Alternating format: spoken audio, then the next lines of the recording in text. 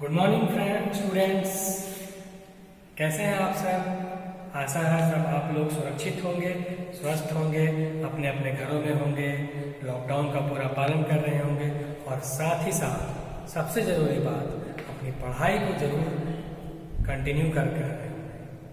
आप लोगों की सुविधा के लिए कॉलेज, इंटर साइंस कॉलेज जो हमारा कॉलेज है, उसके द्वारा सभी विषयों पर, सभी चैप्टर्स पर ऑनलाइन वीडियो लेक्चर की व्यवस्था की गई है। और उसी क्रम में मैं जितेंद्र कुमार आपके सामने आज उपस्थित हूँ फिजिक्स के क्लास 12 के यूनिट 4 को लेकर। और मैं आशा करता हूँ आप लोग इस मेरे पहले वीडियो लेक्चर को ध्यान से देखेंगे। आपको बिल्कुल ही बहुत ही अच्छा लगेगा, सारी बातें आपको समझ में आ जाएंगी। जहाँ पर भी आपको दिक्कत हो आप मुझसे संपर्क कर सकते हैं, वीडियो के कमेंट में नीचे क्वेश्चन पूछ सकते हैं। जो आपको डाउट्स हो मैं सब आपको क्लियर करूँगा। आपकी सुविधा के लिए हम लोगों ने ये वीडियो लेक्चर को अरेंज किया है। आप लोग इसे ध्यान से पढ़ें और इसका पूरा का पूरा लाभ उठाएं, परंतु अपनी पढ़ाई को कभी भी रोके नहीं, पढ़ाई को कंटिन्यू करते रहें। चलिए, आज जो मैं आपको जो यूनिट पढ़ाने जा रहा हूँ वो है यूनिट 4।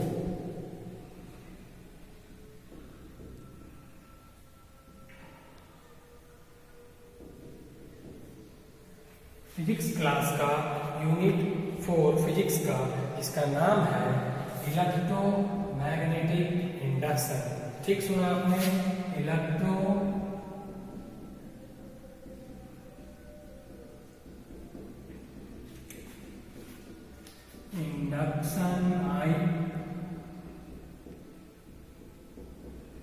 And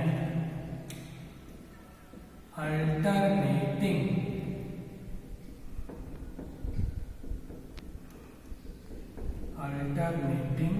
current. जी हाँ, इस यूनिट का नाम है electromagnetic induction and alternating current. एक बड़ा यूनिट है और बड़ा ही एक महत्वपूर्ण यूनिट है, बहुत ही इम्पोर्टेंट और बहुत ही इंटरेस्टिंग यूनिट मैं आपके सामने लेकर आया हूँ। आपको ध्यान से देखने की जरूरत है। ये जो यूनिट है ये एक बड़ा मार्क्स को कवर करता है, यानी मेरा कहने का मतलब है आपका जो 12th क्लास का फाइनल एग्जाम होगा वो 70 मार्क्स का होता है, आपको पता है। उसमें से इस यूनिट से 8 नंबर के क्वेश्चन पूछे जाते हैं। 8 नंबर आप देख रहे हैं, ये एक बड़ा पोर्शन कवर करता है। अगर आप इस यूनिट को अच्छे से पढ़ेंगे, ध्यानपूर्वक पूरा वीडियो, पूरा लेक्चर को देखेंगे तो आप इसमें से बहुत अच्छा कर सकते हैं, बहुत पूरा का पूरा मार्क्स उठा सकते हैं। अब ये 8 मार्क्स का क्वेश्चन किस तरह का आएगा, कितने ऑब्जेक्टिव क्वेश्चंस आते हैं, कितने शॉर्ट क्वेश्चंस आते हैं, वो सब मैं आपको धीरे धीरे लेक्चर्स के माध्यम से आगे आने वाली कड़ियों में समझाता जाऊँगा। इसके लिए आपको टेंशन लेने की जरूरत नहीं है, बस आप ध्यान से देखिए। जैसा कि आप देख पा रहे हैं, बड़ा यूनिट है तो इसको पढ़ने की सुविधा के अनुसार मैंने 2 भागों में बांट दिया, अल्टरनेटिंग करंट और एक इलेक्ट्रोमैग्नेटिक इंडक्शन। पहले हम लोग इस पोर्शन को कवर करेंगे। पहला हमारा ये हो गया। जब ये कंप्लीट हो जाएगा तब हम लोग इसके दूसरे भाग की ओर बढ़ेंगे जो है अल्टरनेटिंग करंट। अब जैसा आप देख पा रहे हैं कि ये यूनिट नंबर 4 है। इसके पहले भी आपको फिजिक्स में 3 यूनिट पढ़ने हैं और उन तीनों यूनिट का कुछ बेसिक कंसेप्ट का यूज यहाँ पर होगा। उनको बिना जाने हुए, बिना समझे हुए आपको थोड़ा दिक्कत होगा, लेकिन मेरे रहते कोई दिक्कत नहीं हो सकती। मैं आपको सारा टॉपिक्स को बेसिक से समझाऊंगा ताकि आपका एक भी डाउट ना रहे और आपको सब समझ में आ जाए। तो इन दोनों को पढ़ने से पहले हमें कुछ बेसिक टर्म्स को जानना जरूरी है। आइए पहले हम लोग देखते हैं कि क्या क्या वो बेसिक टर्म्स हैं, टॉपिक्स हैं जिनको जानना जरूरी है। मैं यहाँ पर लिख रहा हूँ और मैं आशा करता हूँ आप भी अपने घरों पर कॉपी और पेन लेकर बैठिए और मेरे साथ साथ इसको नोट करते जाइए ताकि आप देखें भी, सुने भी और समझें भी। आइए, सबसे पहला जो है वो है मैग्नेटिक फील्ड। दूसरा जो है वो है मैग्नेटिक फील्ड लाइंस। तीसरा जो है मैग्नेटिक फ्लक्स। और चौथा जो टॉपिक है हमारा वो है मैग्नेटिक फ्लक्स डेंसिटी। ठीक है बच्चों, आप ध्यान से देखिए, ये जो आप देख रहे हैं चारों टॉपिक्स या चारों जो है पोर्शन, ये आपको पहले के यूनिट में पढ़ना है, विस्तार से आप वहाँ पढ़ेंगे। मैं आपको आज थोड़ा सा संक्षिप्त में इन सब बातों को बताने जा रहा हूँ। तो आप ध्यान से देखिए कि ये सब बातें क्या है, इनको जानने के बाद ही हम अपने यूनिट की ओर आगे बढ़ेंगे। तो थोड़ा सा एक बार ये जो यूनिट का नाम लिखा हुआ है, आप मन में सोच रहे होंगे कि सर ने यूनिट का नाम तो लिख दिया लेकिन उसका मीनिंग तो नहीं बताया, तो इसलिए मैं आपको पहले बता दे रहा हूँ। आइए पहले जानते हैं कि जो शीर्षक लिखा हुआ है, जो हेडिंग लिखा हुआ है, उसका मीनिंग क्या है। तो आप देख रहे हैं यहाँ वर्ड है इलेक्ट्रोमैग्नेटिक इंडक्शन। ये जो इलेक्ट्रोमैग्नेटिक वर्ड है इसको हम लोग दो भागों में बांट सकते हैं। एक तो हो गया इलेक्ट्रो और दूसरा मैग्नेटिक। देखा आपने, इस बड़े से वर्ड को मैंने दो भागों में बांट दिया, इलेक्ट्रो और मैग्नेटिक। इलेक्ट्रो जो है वो बताता है करंट, इलेक्ट्रिसिटी के बारे में, या ऐसा कर सकते हैं ये इलेक्ट्रो वर्ड संकेत करता है करंट, इलेक्ट्रिसिटी की ओर। दूसरा ये मैग्नेटिक वर्ड संकेत करता है, हमें बताता है मैग्नेट के बारे में। मैग्नेट यानी वही चुंबक, जिसे हम हिंदी में चुंबक बोलते हैं, वही मैग्नेट। तो ये इलेक्ट्रोमैग्नेटिक बन गया इलेक्ट्रिसिटी एंड मैग्नेट। आगे आइए, यहाँ देखिए लिखा हुआ है इंडक्शन। इंडक्शन का मतलब होता है इंड्यूस होना, यानी बनना, कोई चीज़ प्रोड्यूस हो रहा है, कोई चीज़ बन रहा है। तो आप एक अपने मन में अंदाज लगा सकते हैं कि इलेक्ट्रोमैग्नेटिक इंडक्शन एक ऐसी घटना है या फिनोमेना है जिसमें कुछ इंड्यूस हो रहा है। अब आपके मन में अगला सवाल ये आ रहा होगा कि आखिर क्या इंड्यूस होने वाला है। तो आइए मैं आपको बता देता हूँ। यहाँ पर जो इंड्यूस होगा यानी जो प्रोड्यूस होगा वो होगा EMF, इलेक्ट्रोमोटिव फोर्स। मैं इसको लिख ही देता हूँ, ELECT, इलेक्ट्रोमोटिव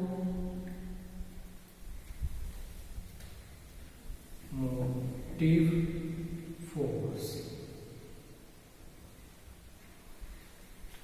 यानी यहाँ पर EMF जनरेट होने वाला है, और किसके कारण? इलेक्ट्रिसिटी और मैग्नेट, इन दोनों के कारण।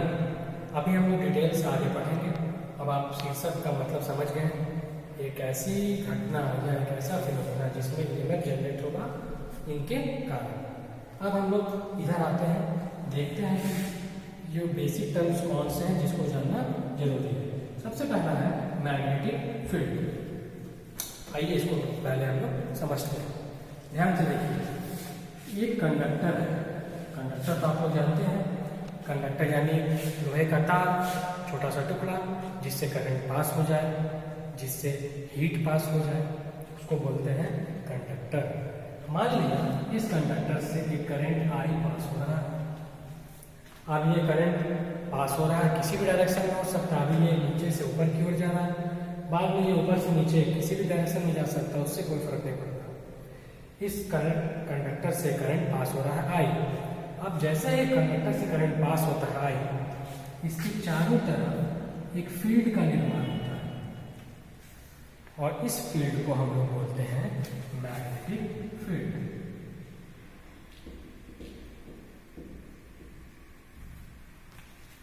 बहुत सिंपल है, एक कंडक्टर, उससे पास हो रहा है करंट, उसके चारों तरफ मैग्नेटिक फील्ड का निर्माण होगा। अब मैग्नेटिक फील्ड का ये निर्माण कैसे हुआ, इसके बारे में ऑरेस्टेड नाम के एक साइंटिस्ट थे, उन्होंने इसके बारे में बताया। उन्होंने एक छोटा सा एक्सपेरिमेंट किया। उन्होंने एक कंडक्टर से एक बैटरी जोड़ी और एक मैग्नेटिक नीडल को भी कनेक्ट कर दिया। जब बैटरी को कनेक्ट किया गया, करंट पास होने लगा, तो देखा गया कि मैग्नेटिक नीडल में डिफ्लेक्शन हो गया। उसी बात से पता चला कि करंट यानी कंडक्टर जो होता है उसके चारों तरफ तक मैग्नेटिक फील्ड प्रोड्यूस होता है। दूसरा, आप लोग मैग्नेट जानते हैं, चुंबक। हमने यहाँ पर एक बार मैग्नेट लिया है, ये एक बार मैग्नेट है। इसके दो पोल होंगे, नॉर्थ पोल, साउथ पोल, ठीक है। अब इस मैग्नेट के चारों तरफ का वैसा क्षेत्र, वैसा फील्ड, जहां तक इस मैग्नेट का प्रभाव हम लोग महसूस कर सकते हैं, उसको बोलते हैं मैग्नेटिक फील्ड।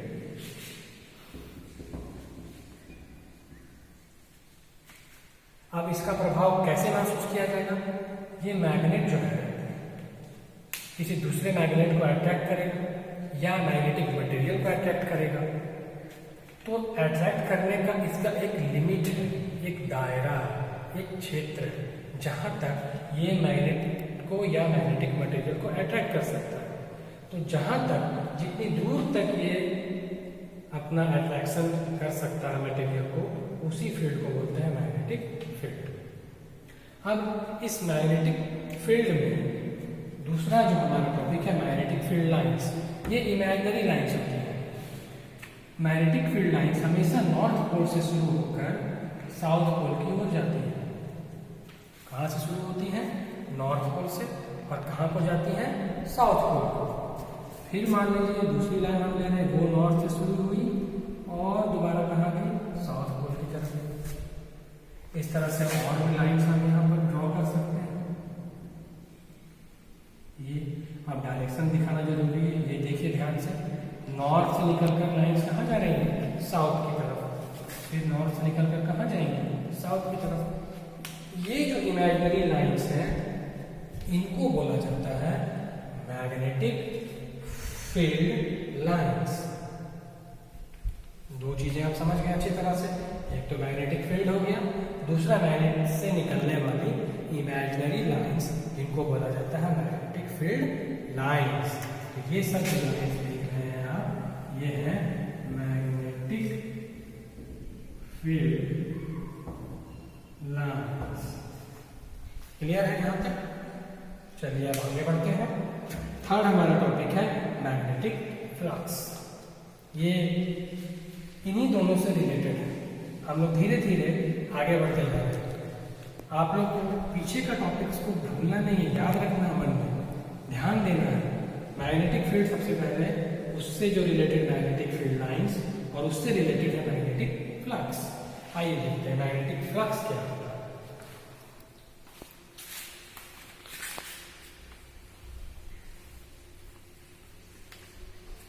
मान लिया ये कोई एक सरफेस है, कोई भी सरफेस हम लोग मान लीजिए। इस सरफेस का कुछ एरिया होगा ए, ठीक है।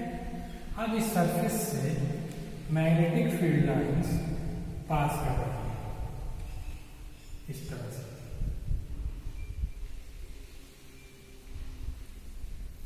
ये भी होगा मैग्नेटिक फील्ड का direction, magnetic field lines pass कर रही है। अब इस सरफेस जो है, ये फिजिक्स में सरफेस का जो एरिया है ए, इसको वेक्टर के रूप में दिया गया है, और इसका डायरेक्शन को बताने के लिए हम एक परपेंडिकुलर खींचते हैं एन। ये यूनिट वेक्टर है जो इस एरिया वेक्टर का डायरेक्शन को बता रहा है। अभी आप यहाँ देखेंगे एक एंगल बन रहा है थीटा। फिर से ध्यान दीजिए, एक सरफेस मैंने लिया, उसका एरिया ए हो गया, उस सरफेस से फील्ड लाइंस पास कर रही हैं, और इस सरफेस एरिया को इस जो वेक्टर के रूप में यहाँ पर ट्रीट किया गया है, उसके डायरेक्शन को बताने के लिए हमने यूनिट वेक्टर का यूज किया। यहाँ पर एंगल बन रहा है थीटा। तो ये जो मैग्नेटिक फ्लक्स है, इसका डेफिनेशन क्या है कि total number of magnetic field lines. देखिए मैं आपको लिखता हूँ यहाँ पे, total number of magnetic field lines passing through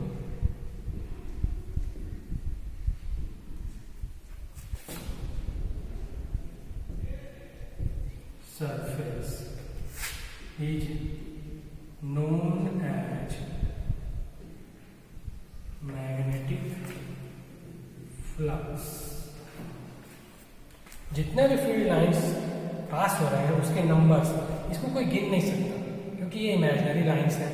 हमने मान लिया कि जितनी भी लाइंस इस एरिया से, इस सरफेस से पास कर रहे हैं तो उनको मिलाकर एक नाम दे दिया गया मैग्नेटिक फ्लक्स। और इस मैग्नेटिक फ्लक्स को हम लोग डिनोट करते हैं, it is denoted by phi. इसको हम लोग फाई से डिनोट करते हैं। दूसरा चीज, it is a scalar quantity.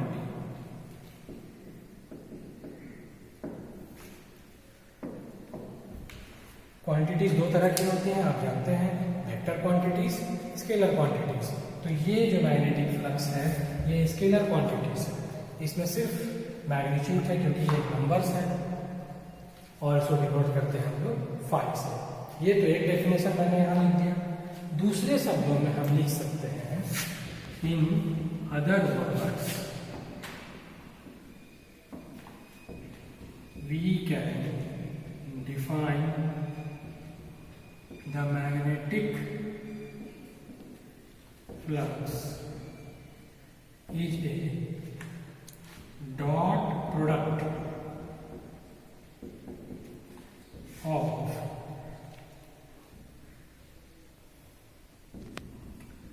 magnetic field V and area A। So phi बराबर बी डॉट ए इस तरह से लिखा जा सकता है, phi equal to B dot A. अब यहाँ पर ये जो बी है मैग्नेटिक फ्लक्स डेंसिटी भी बोल सकते हैं। ए से आप समझ रहे हैं एरिया वेक्टर। आप पढ़े हैं 11th क्लास में कि जब भी दो फिजिकल क्वांटिटीज के बीच डॉट आ जाता है तो उस डॉट को हटाने के लिए हम लोग उसके जगह पर लिख सकते हैं phi equal to B A cos theta. या तो आप ऐसे लिखें या आप इसको ऐसे लिख सकते हैं, किसी भी रूप में। तो ये फ्लक्स का डेफिनेशन हो गया। मैं चाहता हूँ आप लोग भी साथ में लिख सकते हैं और समझ भी सकते हैं। फिर से मैं आपको एक बता दे रहा हूँ, ये total number of magnetic field lines passing through the surface. एक सरफेस से पास होने वाली लाइंस को बोला जाता है मैग्नेटिक फ्लक्स। स्केलर क्वांटिटी है और इसको डिनोट करते हैं फाई से। दूसरे शब्द में हम बोल सकते हैं जो फाई है डॉट प्रोडक्ट है मैग्नेटिक फ्लक्स डेंसिटी बी और एरिया वेक्टर ए का। अब देखिए ध्यान से अगर आप देखेंगे तो आपको ये जो मैग्नेटिक फ्लक्स डेंसिटी है इसका डेफिनेशन यहीं से मालूम हो जाएगा। बहुत ही आसान है। आप देखिए इसको हम लोग ऐसे भी लिख सकते हैं,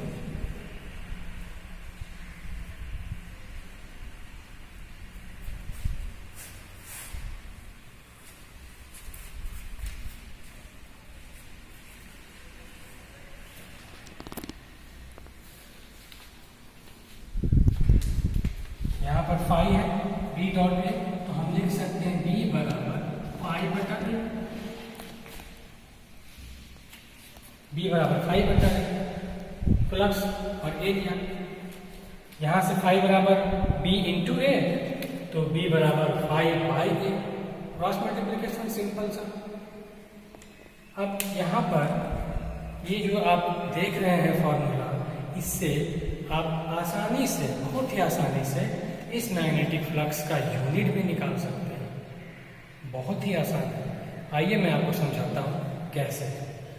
आप अगर थोड़ा सा रफ में समय देंगे तो आप तुरंत अपने आप भी निकाल सकते हैं, क्योंकि यूनिट और डायमेंशन निकालना आपने बहुत बार सीखा है, बहुत बार आपको बताया गया है। बिल्कुल ही आसान है, ये रटने वाली चीज़ नहीं है। अगर आप एक बार समझ गए तो आप हमेशा आपको याद रहेगा। एग्जामिनेशन में इससे क्वेश्चंस आते हैं कि what is the unit of magnetic flux. Simple सा एक क्वेश्चन है, 4 ऑप्शन आते हैं। अब आइए देखते हैं कैसे इसका यूनिट निकलेगा। फाई पहले ये बी है मैग्नेटिक फील्ड, उसका यूनिट होता है टेस्ला टी, और ए एरिया का तो आप सब लोग जानते हैं मीटर स्क्वायर, तो ये बन गया टेस्ला मीटर स्क्वायर। इसी को हम लोग बोलते हैं वेबर, या तो आप बोलिए टेस्ला मीटर स्क्वायर या आप कहिए वेबर। तो पता चल गया कि SI unit of magnetic flux is weber और टेस्ला मीटर स्क्वायर। अब ये ऐसा यूनिट हो गया। अब आप जल्दी से मुझे बताइए कि इसका CGS यूनिट क्या होगा। इसका CGS यूनिट हम लोग आसानी से निकाल सकते हैं। जैसे अब यहां पर आप देख रहे हैं SI यूनिट हो गया टेस्ला मीटर स्क्वायर, इसको बोला गया हम लोगों ने वेबर। अब आपको CGS में जाना है, तो CGS में टेस्ला जो मैग्नेटिक फील्ड का यूनिट है उसको हम लोग कन्वर्ट करेंगे। दूसरा मीटर स्क्वायर, इसको भी हम लोग कन्वर्ट करेंगे। और ये टास्क मैं आपके लिए छोड़ दूँ, आपको इसको खुद से करना है। मैं इसको फिर आपको बताऊंगा, तब तक आपके पास थोड़ा समय है, आप इसको कंप्लीट कर लीजिए। बहुत ही आसान है, तुरंत आप इसको चेंज कर सकते हैं कि हम इसको किस तरह से कन्वर्ट करेंगे। अब हम लोग आगे इसका यूनिट निकालते हैं। देखिए मैग्नेटिक फ्लक्स डेंसिटी, यहाँ से आप तुरंत निकाल सकते हैं। जैसे मैंने यहाँ लिखा फाई और ये है ए, तो फाई का यूनिट होता है, आप देख रहे हैं क्या लिखा मैंने, वेबर। तो आप इसको तुरंत वेबर कर दीजिए बाय एरिया का क्या होगा, मीटर स्क्वायर, तो आप इसको मीटर स्क्वायर कर सकते हैं। और इसको हम लिख सकते हैं वेबर पर मीटर स्क्वायर। तो या तो आप इस तरह से लिखें या तो आप इस तरह से लिखें, दोनों बात एक ही है। तो आप देख रहे हैं कि एक ही फॉर्मूला से हम लोगों ने उसको चेंज कर दूसरा यूनिट बना लिया। एक बार हम लोगों ने मैग्नेटिक फ्लक्स का यूनिट लिखा, उसके बाद हम लोगों ने लिखा मैग्नेटिक फ्लक्स डेंसिटी का यूनिट। ठीक है, इस तरह से आपको मैंने जो ये टास्क दिया है इसको आपको करना है। मैं आपको इसको अगले लेक्चर में आपके सामने प्रस्तुत करूंगा कि ये क्या है, और धीरे धीरे हम लोग आगे फिर बढ़ेंगे। आज का ये लेक्चर यहीं तक रहेगा। मेरी आपसे रिक्वेस्ट है कि आप इसको फिर से देखें, दोबारा देखें, और जहां आपको दिक्कत हो आप मुझसे पूछें। Thank you very much.